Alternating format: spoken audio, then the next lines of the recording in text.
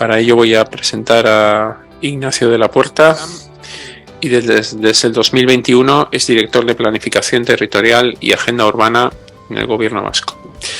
Su trayectoria ya es muy extensa y cubre un amplio abanico que abarca desde el trabajo como profesional liberal con su estudio propio en una etapa, la labor al frente del área de urbanismo y oficina del plan general de una administración local como es el Ayuntamiento de Eibar, y también en una etapa anterior la dirección de Vivienda, Innovación y Control del Gobierno vasco desde el 2009 al 2013. Esta trayectoria hace sin duda que pueda ofrecer una visión de conjunto, pues la verdad, muy enriquecedora. Asimismo, y antes de darle paso a Nacho, quiero agradecerle personalmente y en el nombre de la organización del VIA su participación hoy y también su presencia ayer en la inauguración de este evento. Y sin más preámbulos, cedo la palabra a Nacho, cuando quieras. Bueno, pues lo primero, muchísimas gracias antes de empezar con la presentación al Colegio de Arquitectos por organizar este congreso y darme la oportunidad de participar en él. Y únicamente una matización, estoy como director de Planificación Territorial y Agenda Urbana efectivamente desde el año 2021, pero realmente es la misma dirección que llevo desde el año 2017, que anteriormente tenía otro nombre, que era Planificación Territorial y Regeneración Urbana, Urbanismo y Regeneración Urbana. Pero bueno, simplemente ese pequeño matiz. Y si os parece voy a intentar compartir mi presentación, a ver si no hay problemas de estos de última hora, en los que se empiezan a generar algunos problemas indeseados. Bueno, decía que a lo largo de la mañana se han ido hablando, incluso también en el propio evento de la inauguración de ayer, se han ido hablando de cosas que yo tenía también en mente plantearlo, porque se me pedía aclarar sobre los instrumentos efectivos contra la desigualdad territorial. Y en ese sentido, bueno, pues hay algunos elementos que lo que no veo es que vaya avanzando la presentación ahora. Bien, hay un elemento que es importante, que es cómo ha ido creciendo la población a partir fundamentalmente desde un momento en el que se produce el desarrollo industrial, unos aspectos que han ido generando conflictos en nuestras ciudades y donde la sociedad, las distintas sociedades, hemos ido intentando dar respuestas. Y todas ellas están relacionadas con algunos problemas. Ayer lo comentaba en la ponencia inicial Inés Sánchez de Madariaga. Casi todos ellos están vinculados con aspectos relacionados con la salud, con las condiciones de vida en la ciudad, con las condiciones en las que vivimos, en las que trabajamos, en las que nos movemos. Condiciones de la vivienda, lógicamente también, donde se va produciendo esos fenómenos especulativos, donde la población que llega en busca del desarrollo de su proyecto vital se tiene que amoldar a las condiciones habitualmente precarias de los lugares de habitación, inexistentes muchas veces, o existentes por unos precios inasumibles para su capacidad económica, y que da lugar a esos conflictos permanentes entre lo que es la vivienda, lo que es el desarrollo económico y lo que es la población que llega a esos entornos habitados para el desarrollo de su proyecto vital, ¿no? Que al final genera estos espacios, estos territorios de los que estamos hablando precisamente hoy, que son estas situaciones de segregación urbana. A esto, a lo largo de la historia, se le ha ido dando solución, fundamentalmente desde el desarrollo producido en el siglo XIX, se ha ido dando distintas respuestas, y quizás la más significativa es la que en el Congreso, en el CIAM, genera la publicación de la Carta de Atenas en 1929, donde se empieza a trabajar sobre la respuesta a esos problemas de salud y de condiciones de habitabilidad de los entornos urbanos desde la perspectiva que había en aquel momento, que era cómo resolver los conflictos que había con un elemento que en aquel momento fue una solución ecológica a la movilidad, como fue el vehículo a motor y el ferrocarril, frente a todo el transporte que había hasta ese momento a través de animales, donde convivían los animales con las personas, ¿no? Hay las 4 funciones básicas que ya se definen en la Carta Atenas: el habitar, trabajar, descansar y circular. Se empieza a impulsar el desarrollo de las nuevas ciudades porque los cascos históricos no permitían que este nuevo elemento, que venía a resolver un problema de salubridad y de comunicación, no tenía cabida en aquellos cascos históricos y por lo tanto se empieza a desplegar un modelo urbano donde se pretende que haya una buena dotación de espacio público, de espacio verde, donde las personas puedan convivir y disfrutar del entorno natural y donde la interpretación que se ha dado del entorno especializado, la ciudad especializada, ha generado lo que en este momento estamos intentando resolver con esta desagregación de los usos dentro de los términos municipales, ¿no? Pero además estamos sufriendo también esa dictadura que el vehículo ha impuesto a nuestras ciudades, porque ha sido el elemento que a lo largo del siglo XX ha ido imponiendo sus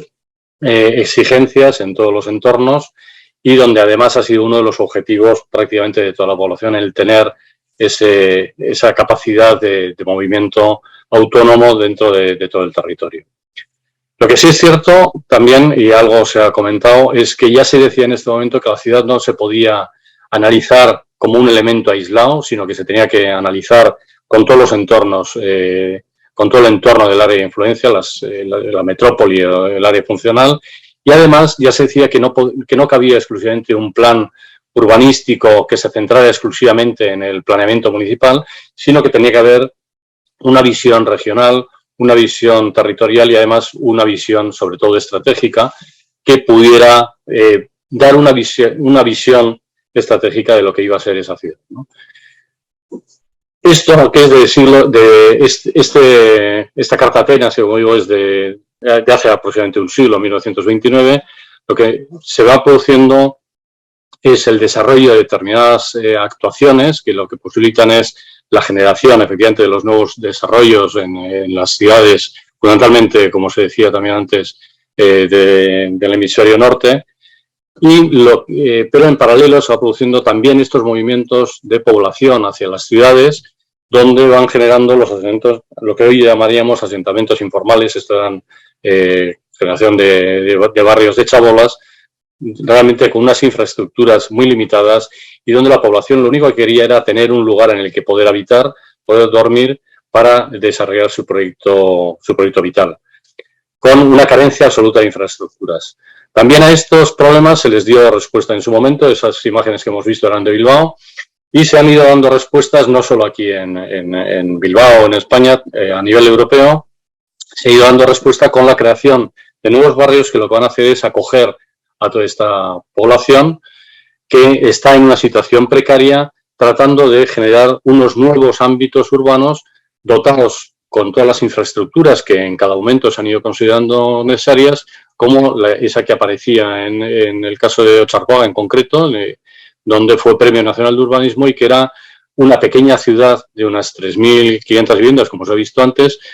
pero con todas las dotaciones necesarias para un entorno de estas características. No obstante, esto es otra imagen de una ciudad que, como se ve en el fondo de ese skyline, con un desarrollo urbano y económico importantísimo, pero que se sigue produciendo este tipo de asentamientos en la periferia, con estas zonas que podríamos decir que están en situación de declive. Pero efectivamente algo también se ha comentado, esta segregación y esta situación de segregación y de inequidad se producen no solo por las situaciones derivadas de la propia condición social, sino también por los efectos derivados del cambio climático, que en ocasiones son fenómenos de inundaciones, son fenómenos de grandes temporales, de efectos derivados del cambio climático,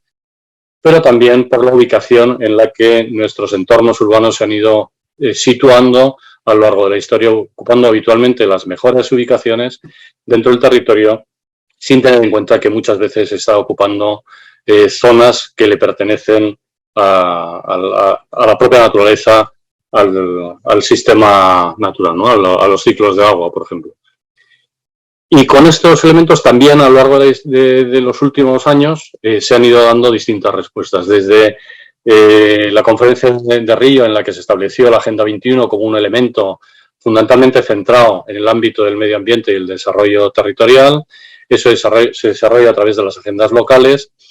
Se desarrolla a posteriori también los objetivos del milenio, que estos se centraban fundamentalmente en las regiones en vías de desarrollo, pero que evolucionan en el 2015, también ayer lo comentaba Inés, hacia la Agenda Global 2030, en el que a través de 17 objetivos de desarrollo sostenible se apela ya a que no solo los países en vía de desarrollo, sino todo el mundo, todo el conjunto de la ONU, los 194 países que conforman la agrupación de la ONU, intervengan en los entornos, en estos aspectos relacionados con la calidad de vida y la mejora de las condiciones de la propia población. Eso se desarrolla a través de la nueva agenda urbana, que lo que hace es desarrollar el objetivo 11 y donde lo que de alguna forma se trata es de identificar la implementación de los 17 ODS, que podríamos decir que es el qué es lo que hay que hacer, y en la agenda urbana se dice el cómo y dónde se aplican esos 17 objetivos. ¿A través de qué? A través de 5 pilares básicos, que son políticas urbanas nacionales, a través de la legislación y las normativas urbanas, la planificación, el diseño, la economía local, las finanzas y la implementación a través del ámbito local. Un ámbito local que tiene más que ver con el entorno regional, más que lo que es exclusivamente el ámbito de la ciudad, siguiendo el criterio que tenía la Carta de Atenas. Es cierto que a partir de aquí, también lo ha comentado antes Sonia, se va produciendo en paralelo también a nivel europeo el desarrollo de distintas iniciativas que van a centrarse en la intervención, el desarrollar mecanismos de intervención en estos ámbitos, con esos programas Urban que hemos visto cómo luego va evolucionando hacia las DUSIs, con programas que van desarrollando iniciativas que se concretan en distintas políticas o directivas o cartas de Atenas que van identificando orientaciones que deben acometerse de las políticas urbanas.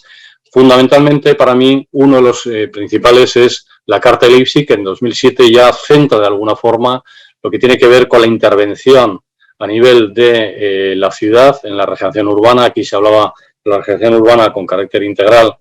en los ámbitos, se centraba fundamentalmente en ámbitos vulnerables, y es cierto que eso da pie a partir de la Declaración de Toledo al desarrollo de esa visión de la intervención integral, y da pie a que en el 2016 se defina en la Carta de Ámsterdam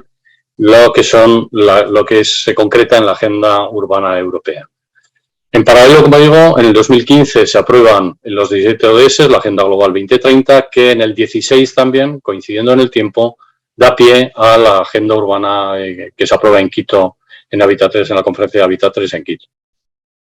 Esto da lugar a que se desarrollen una serie de iniciativas. En el caso de España se aprueba la Agenda Urbana española en el 2019, que por los problemas que tiene desde el ámbito competencial la estructura administrativa que tenemos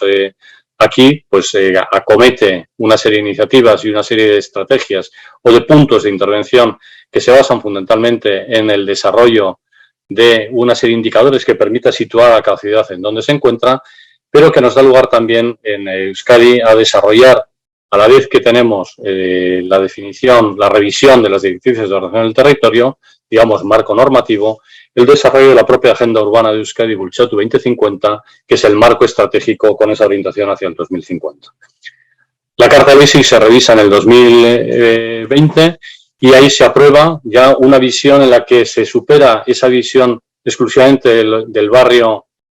vulnerable para establecer las 3 escalas. Ya se trabaja en el nivel de los barrios, no exclusivamente en el vulnerable, pero se habla también ya de la necesidad de intervenir en el ámbito de la ciudad y en el ámbito de la metrópoli o de las áreas funcionales. Es decir, una visión que tiende un poco más a lo que comentaba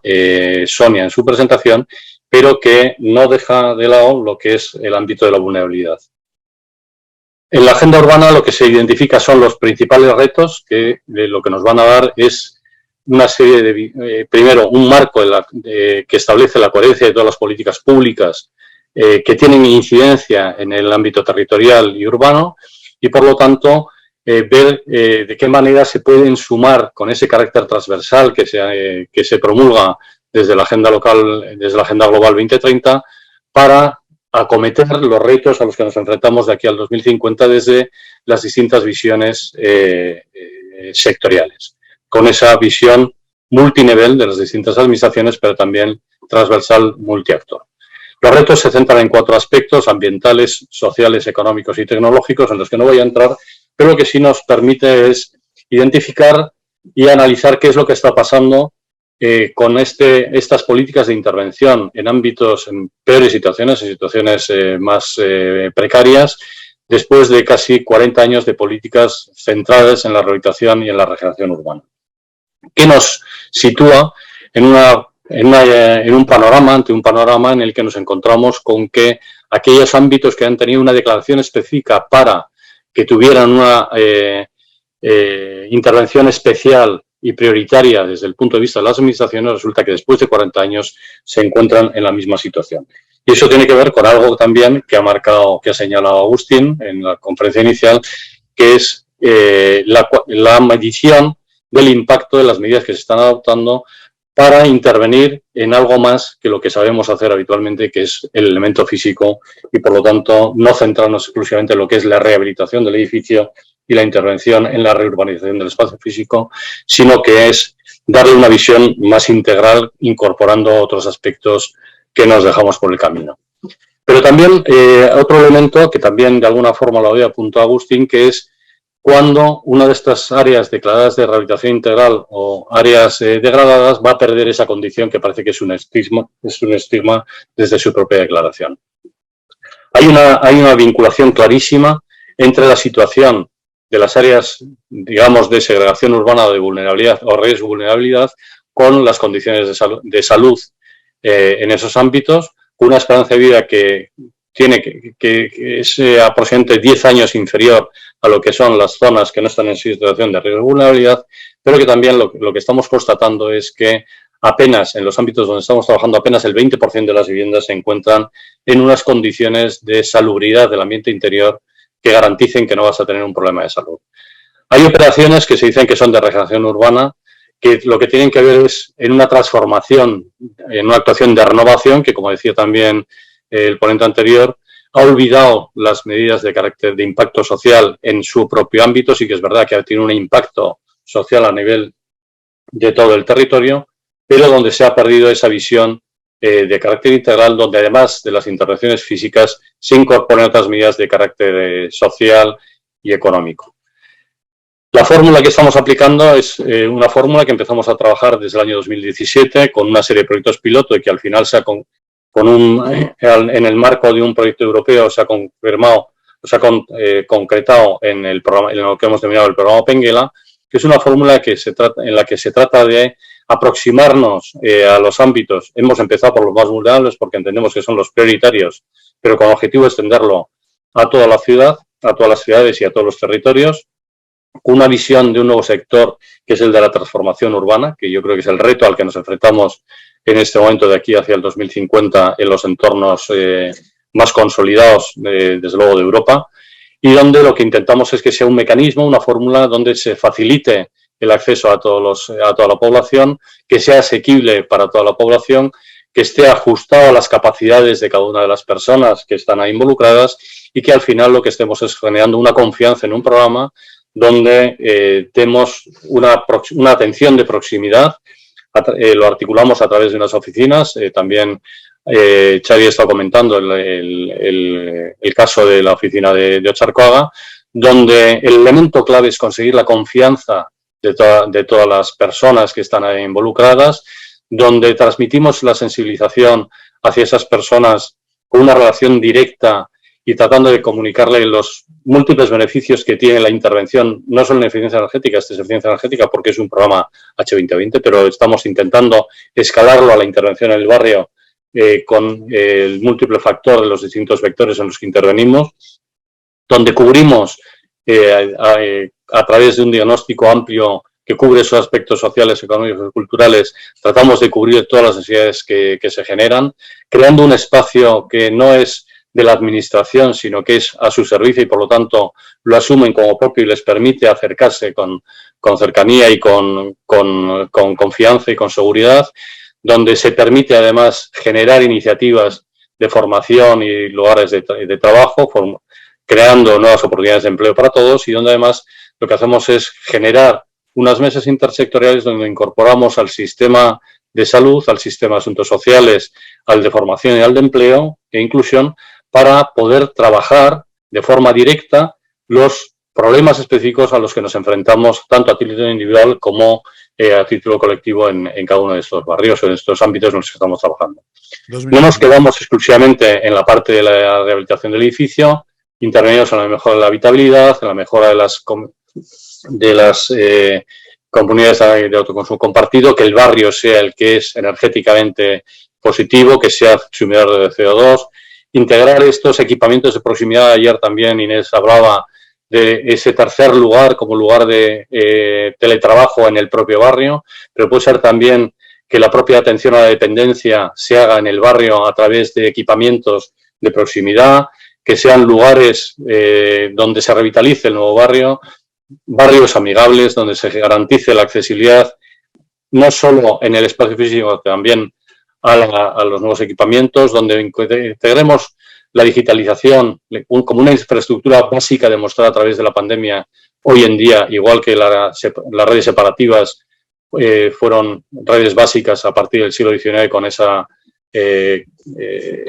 enfermedad de cólera que apareció en Londres, Un minuto, con Ignacio. estos nuevos efectos de la movilidad y con la integración de otros aspectos relacionados con la integración de las soluciones basadas en la naturaleza, la cultura, el empleo, el trabajo con los jóvenes, con los niños, con estos aspectos culturales y donde seamos capaces de resolver los problemas de la financiación, no solo para aquella población que pueda tener acceso al mercado financiero, sino la de la población que está en peores condiciones y por lo tanto requiere un esfuerzo especial desde el punto de vista de las administraciones, pero también para la población intermedia que no puede acceder a la situación al mercado financiero común. Nos encontramos con un decálogo en el que podemos encontrar los múltiples elementos estratégicos que están apareciendo, la necesidad de estudiar la ciudad considerando toda la influencia, la reflexión sobre el marco territorial, la transformación necesaria de todos estos entornos habitados como un nuevo sector que va a aparecer a lo largo de todo este siglo XXI, donde la calidad y la salubridad son fundamentales, que tengamos esa intervención con carácter integral y holístico, como se plantea en la Carta de Leipzig, donde yo creo que la SEDUSIS, como ya se ha planteado, no es el instrumento que esté dando respuesta a esas necesidades y donde efectivamente hay unos recursos económicos, pero que va a requerir otras nuevas intervenciones a largo plazo y que hay que ver efectivamente, como también decía Sonia, qué es lo que pasa con los ámbitos vulnerables, donde hay una tremenda carencia en este momento que en Euskadi se traduce en el 30% aproximadamente. Eskerrik asko, muchísimas gracias. Yo quería hacer, dos comentarios y también para que te extiendas. Primero, yo, que he tenido la oportunidad de conocer más de cerca la Opengela, en este caso Charcoaga, sí que quería hacer hincapié en uno de los temas que has dicho, ¿no? Que más allá de una rehabilitación de una comunidad de propietarios o de su entorno urbano, etcétera, es muy importante y se está dando mucha importancia de una manera efectiva a cuestiones de ámbito social, programa de empleos, formación, etcétera. O sea, eso se está realizando. Y por otro lado, quisiera también para que comentaras, porque es muy importante que independientemente de los diferentes casos, porque cada municipio, cada barrio detectado y con el que vosotros habláis, tiene una casuística. Pero más allá de eso, el programa de Opengela es un programa que va más allá de un caso individual, ¿no? Y yo creo que es de destacar que es al final se traduce en una manera de hacer dentro de todo el territorio, ¿no? Que eso es muy importante porque también es algo exportable, ¿no? O sea, entonces quería un poco que hablaras sobre eso también. Bueno, sí, efectivamente son, yo creo que dos elementos diferenciales del programa que estamos intentando desarrollar, que empezamos, como decía, en el 2017 con 4 barrios piloto, donde intentábamos en principio resolver algunos de los elementos que habíamos visto que eran críticos. Uno era la atención de proximidad, otro era la financiación de la parte no subvencionada, pero la tercera era la incorporación, la integración de esos otros aspectos que de alguna forma nos hemos dejado en el camino, de los aspectos sociales, que es una de las conclusiones que obtuvimos a través del análisis del resultado del inventario de vulnerabilidad, ¿no? Efectivamente, ahí lo que estamos es integrando ya, de hecho, la última actuación la estamos haciendo de forma conjunta con el Departamento de Empleo e Inclusión, donde a los últimos 12 municipios, para intervenir en 14 barrios que se acaban de incorporar, se va a desarrollar un plan, un PERTE que estaba incluido en el programa Euskadi Next 21-26 y que tiene como factor diferencial que, como dice, se integra, sí, la intervención física en la rehabilitación del edificio, pero se integra también programas específicos de trabajo de formación e inclusión social de la población que está dentro de los ámbitos, además de múltiples proyectos, múltiples acciones a desarrollar en el propio ámbito en el que vamos a trabajar. Y efectivamente estamos ya intentando desarrollar el escalado de este proyecto que se inició con 4 actuaciones piloto en 4 barrios. A través de las zonas de actuación preferente identificadas dentro del programa de REPISTU, en este momento estamos ya trabajando en otros 6 municipios más, en 8 barrios, en 6 municipios más, ya estamos en 10 municipios y, como decía, en enero aproximadamente estaremos ya en 22 municipios de toda la comunidad autónoma y trabajando además en el diseño y el desarrollo de un modelo de gestión y de planificación y coordinación de toda esta nueva política, nuevo sector que es el de la transformación urbana a nivel de toda la comunidad autónoma y evidentemente que será transferible tanto a la Comisión Europea como a Europa como a España. Pues no sé si hay alguna otra cuestión. No, me dicen que no. Bueno, pues Nacho, agradecerte nuevamente tu presencia